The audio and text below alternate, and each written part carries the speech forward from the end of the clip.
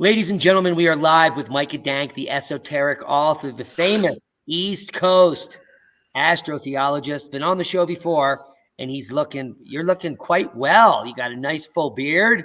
Looks like you got a little color. And in case you didn't know, before we get started here, let me just drop the bomb on you all. He is, let's get to this tab here. He is, we're going to be plugging his new book, but we're going to be talking about Illuminati hand symbols tonight. But it's A is for Aries. So welcome to the show, Micah, and tell us a little bit about your children's book. Sure. So I'd been getting, because I have the 8-book series, 6 of them are out so far, and I've been getting some feedback from people. They were like, kids should really get into this. So I reached out to my publishing house and I was like, listen, would you guys produce a kid's book for me? And they told me under one condition. They said it had to be 74 pages or more. Otherwise, they weren't going to do it. So I was like, all right. So it came out to about 80 pages. But it's a kid's book. It's really fun. It introduces them to astrology. It kind of introduces them to astrotheology a little bit. It's just a really fun book for kids 6 to 11. People who enjoy reading my stuff. This is kind of like fun stuff for the kids, so that you can kind of warm them up to my stuff later on. Cool. So check it out. A is for Aries. Now, Tony and Mara are two happy children from Long Island. Can you imagine that? In New York. And they look at the stars every night. And Tony decides to teach Mara all about the zodiac in the sky. Sounds like a pretty good book. And how long did it take you to write? Well, it wasn't just me. I have an astrologer too. And it was me and my astrologer. It took maybe a week or two to write, maybe 2 weeks. It wasn't a very long write, but the revisions were a pain in the ass. And then I had to get somebody on Fiverr to illustrate the thing. And then we had to go back and forth to make sure everything lined up and the pictures lined. It was just like there's a huge production in the background. But yeah, long story short, it's out. And that's pretty much it. I'm hoping that people that have kids or grandkids would pick them up. Yeah, so check out the book. A is for Aries. The links will be below. It makes a great gift. And I wanted to say happy 420. I was at a dispensary today on 420 at 420. So happy 420. But today we're going to be talking about Illuminati hand symbols. And, we were just going over like some of the things that people do. Right. Or that we even do accidentally, because a lot of us just talk with our hands. Right. But according to you, these symbols go way back. There's limited information on the interwebs about it. We know that famous people are doing different finger things, and people are saying some of them are satanic. And here we got Jay-Z and Al Sharpton. And there was even an article written, lost in translation, the Bushes love the Longhorns, or is it Satan? And so we got the Bushes doing Illuminati hand symbols. And there's old textbooks that talk about different hand signs. As far as the Holy Trinity, the Catholic Episcopal priests had their own symbols. But let's talk about Illuminati hand symbols and what you know about it. To be fair, if you're gonna be talking about George W. Bush, his daughter did go to University of Texas, which is the Longhorns. Yeah. So there is that, but they're still involved with that. So let's do a couple ones. People are recognize this sign, right? And if you watch the news a couple of years ago, you'll remember that they were telling you that this is supposed to mean white power. There's the P and there's the W. They were trying to say that, but that's actually not.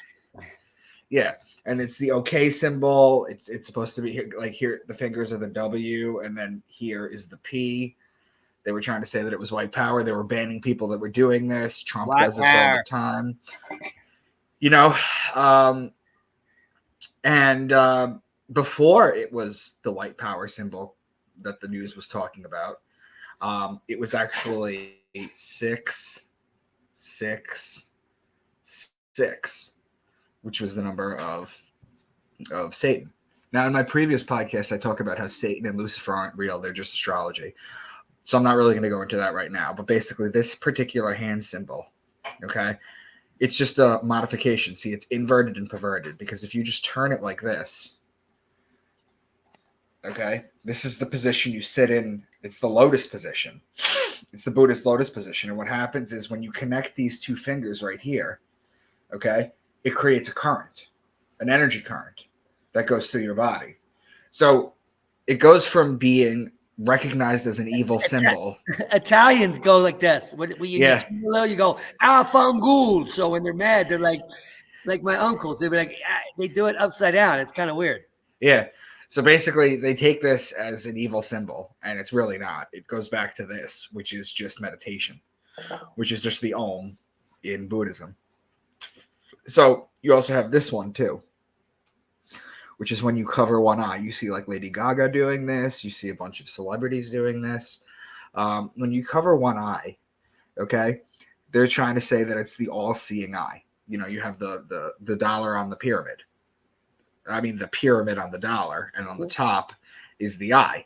They're trying to say that's the all-seeing Illuminati eye, but it's really not, because what this goes back to is it goes back a couple of thousand years, and it goes back to the Eye of Horus.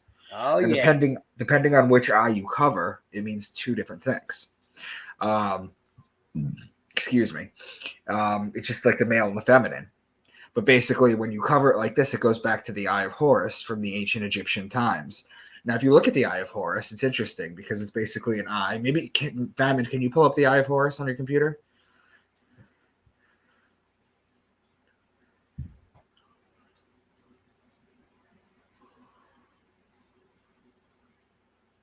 I don't know if you heard me, but all right. So it goes back to the Eye of Horus.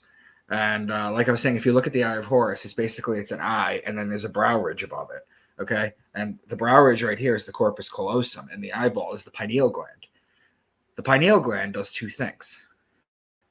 There it is. Thanks, bud. There's the Eye of Horus. Like I said, above it is the corpus callosum, and that is the pineal gland. If you take a sagittal cut of the human brain, which basically means you slice it open like this and open it up like this, you'll see this exact symbol in your brain. And the pineal gland does two things. It releases melatonin, which helps you fall asleep. And then once you are asleep, it releases a compound called dimethyltryptamine, which is DMT, which a lot of people know about already. But just on the off chance someone doesn't know what it is, it's what causes you to dream. Some people take it externally. It's a hallucinogen. It's one of the strongest ones in the world if you get it pure. But what it represents is a seat of power to see God.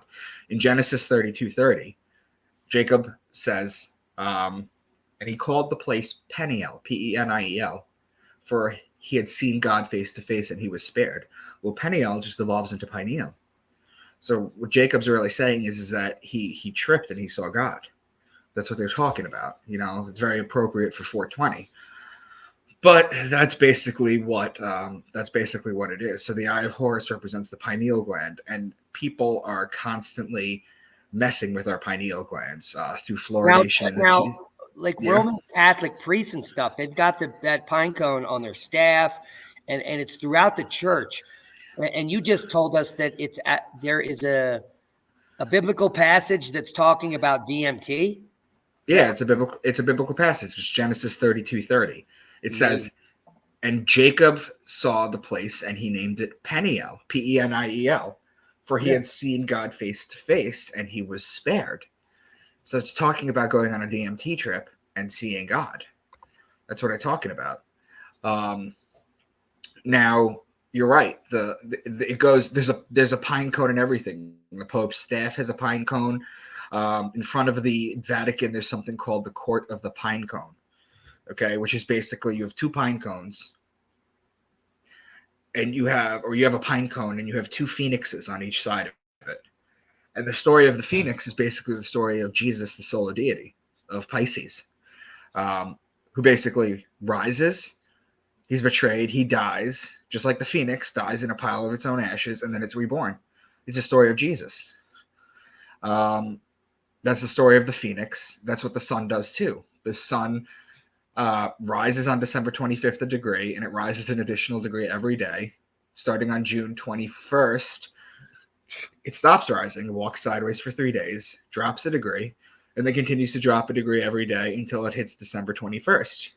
That's when the sun is dead, because the sun doesn't rise above the horizon. So the ancients used to say that God's sun was dead. And then for 3 days after that, just like it walked sideways in Cancer, it walked sideways here. So suddenly God's sun was dead for 3 days. And then the ancients noticed that on December 25th, the sun would rise a degree again and start to make its climb back up to the top of the mountain. So so it's basically Jesus is the same thing. The sun is the same thing. The Phoenix is the same thing. That's why you have the Phoenix Suns, the basketball team. Now, let's talk about this one, this symbol. Sometimes it's like this. Sometimes you have an eyeball in it. But mostly it's this, okay? This is supposed to be Jay-Z's Rock Nation. He supposedly founded this symbol, right? And this is supposed to basically put a spell on you, or just in general, it's supposed to represent Rockefeller, Rock Nation. You know, interesting that he named his company Rockefeller after Rockefeller. But this actually is it's a negative thing. This is power. This is basically just power. But yeah, no, if you look at that figure 10 and 11, that's where it comes from. Yeah, When well, you do from this chart here on number 8, which is that symbol, is saying it is the mystical symbol. It is the mystical sign of Jewish rabbis. Right. Well, it's actually this. So everybody knows that Spock does this, right? Mr. Spock does this. Yeah. Okay. When you put it together like this is where the symbol comes from. Jay-Z symbol comes from. This is known as the benediction. This is a ancient Jewish Kohanim priest blessing that they put on the congregation. You know, this is what they would do. Okay. This is something entirely different, that's what you just showed. Yeah. When you do this, okay, because this means something different. We'll get into that. But this is the positive symbol. Okay. This is how the priests used to bless the congregants 2,000 years ago. This has been co-opted, just like everything else has been co-opted. But as I've shown so far, everything is straight away. It's something good. From this to this, from this or this to this, so far, everything is good. Now this, okay, Here we are. You're Italian, right? So you know this. This is supposedly the devil horns. Okay, so whenever you see this, people are saying that it's evil.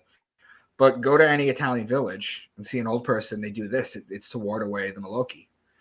What it is it's to put a blessing on you. Okay, this is not an evil symbol. It's been co-opted and corrupted as such. Okay, this is actually goes back to the Italians, but it's a very positive symbol. It's to protect you. It's a protection spell. Is what it is. Which you know, right? Because you said you're Italian. Yeah, absolutely.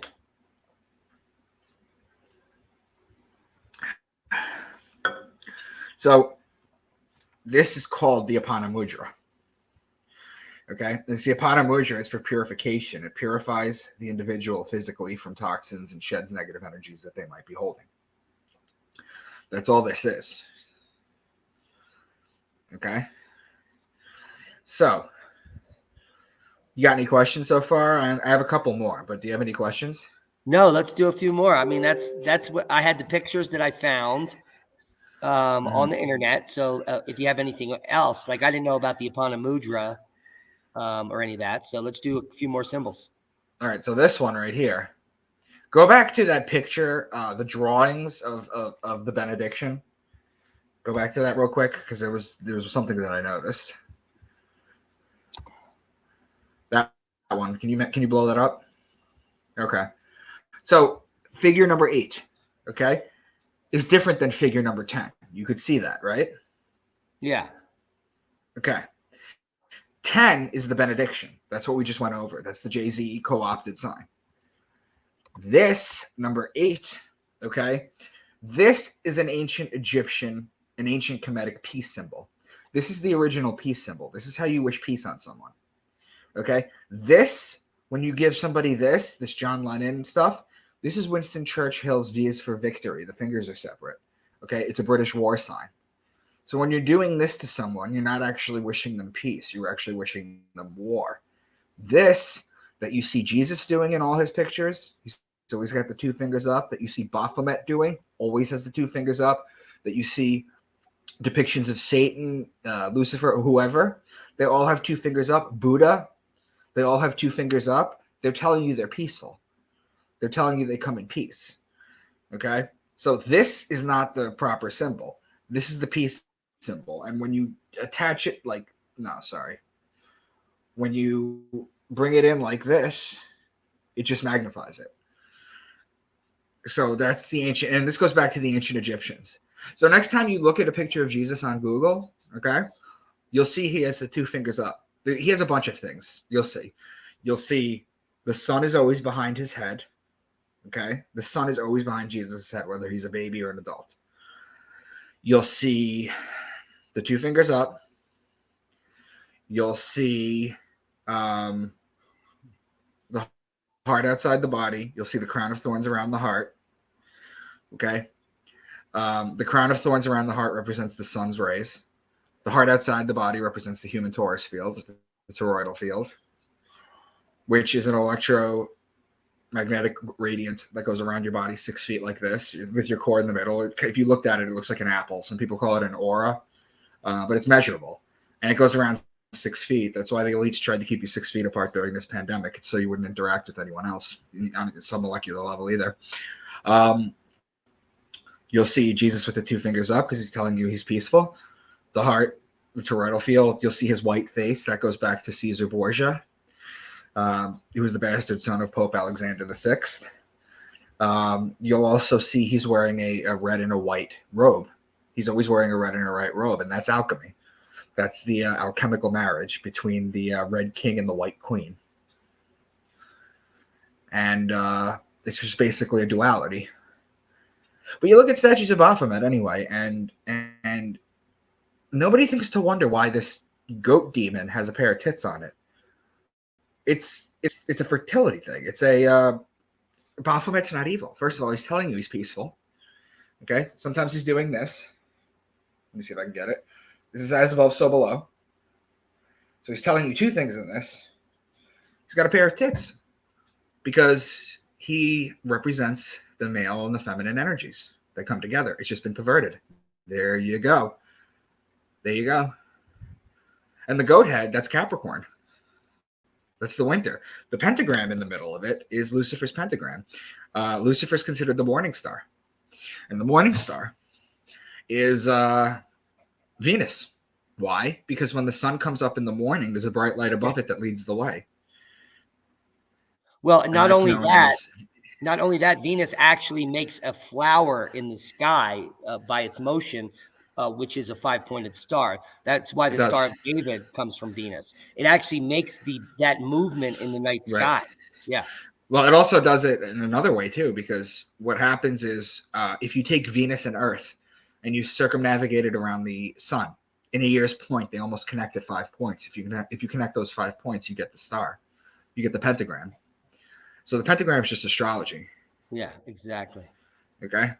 Now, next is the upside down cross of Peter. Now, everybody's heard and everybody's been told to be worried about upside down crosses, right? That it's devil, that it's satanic, that it's an inversion. But it's not. If you believe the story, which I don't, but if you believe the story of the Bible, literally, Peter was crucified upside down. It was a symbol of love, not evil. It was a symbol of love.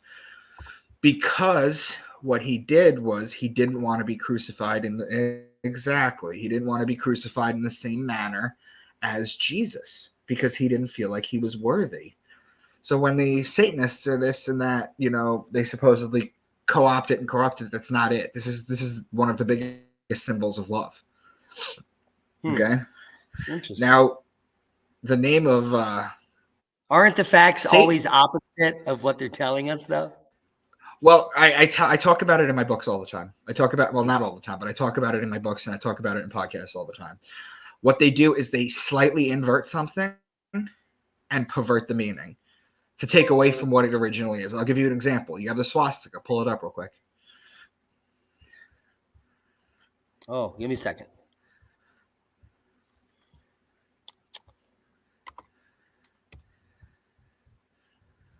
I mean, there's so many different iterations of swastika. Just pull up a standard one.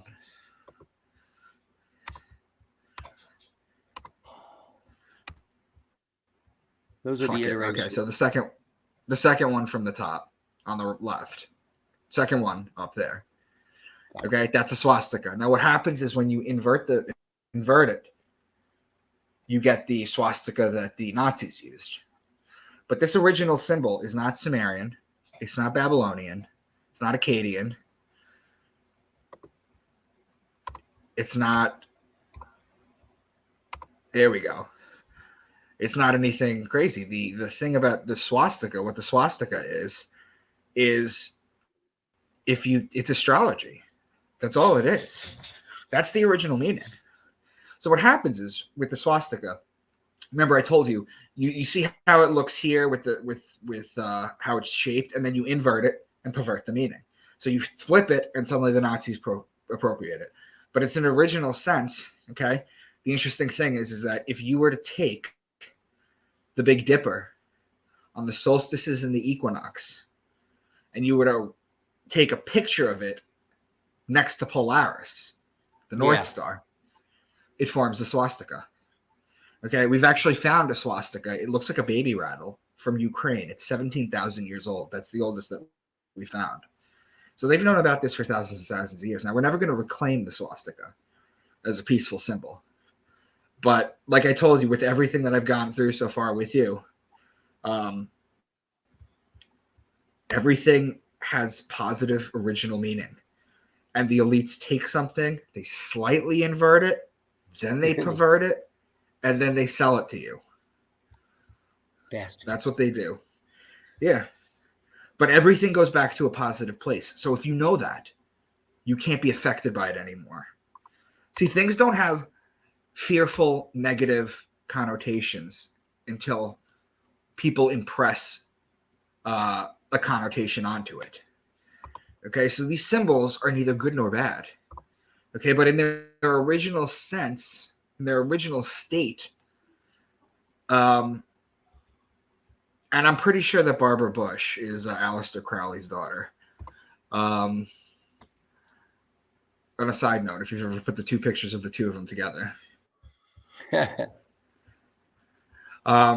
Yeah, so they invert it, pervert it, and then sell it to you. But what you got to do is realize that if you know the true history of things, it can't bother you anymore. That's what you have to do. You have to expose this shit, because what happens is you expose it and then you spread it and you share it with people, and then suddenly they don't fear it anymore.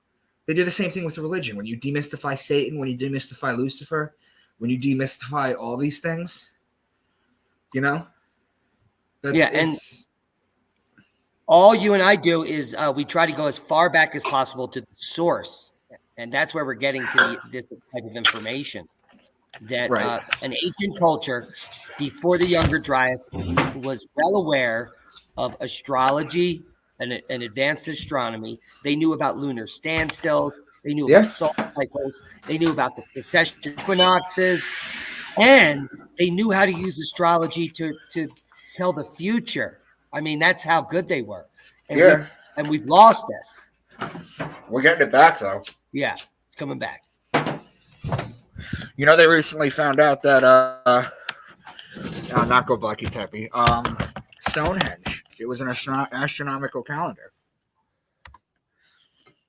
I don't know if you've seen any work on that, but they've recently discovered that it's all astrology. That, the Antikythera mechanism.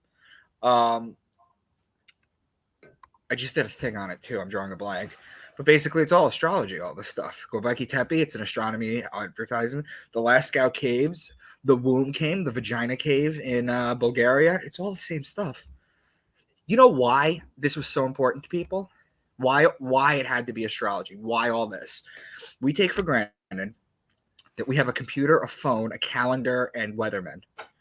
Okay? Yeah. The ancients didn't have that. They had sundials, and they had to figure out when winter was coming. They had to look at the stars to know when to plant. They had to look at the stars to know when to harvest. They didn't have modern technology. Yeah. They didn't have that. You know? I was at a talk last night, and we were talking about the lunar standstill, and the moon rises on this line back and forth on the horizon here in the South San Juans, and the Pueblo people followed it, and that's how they knew of what a month was. 27 days back and forth. It was one lunar circle. So they're just watching the moon rise and fall over 27 days like this.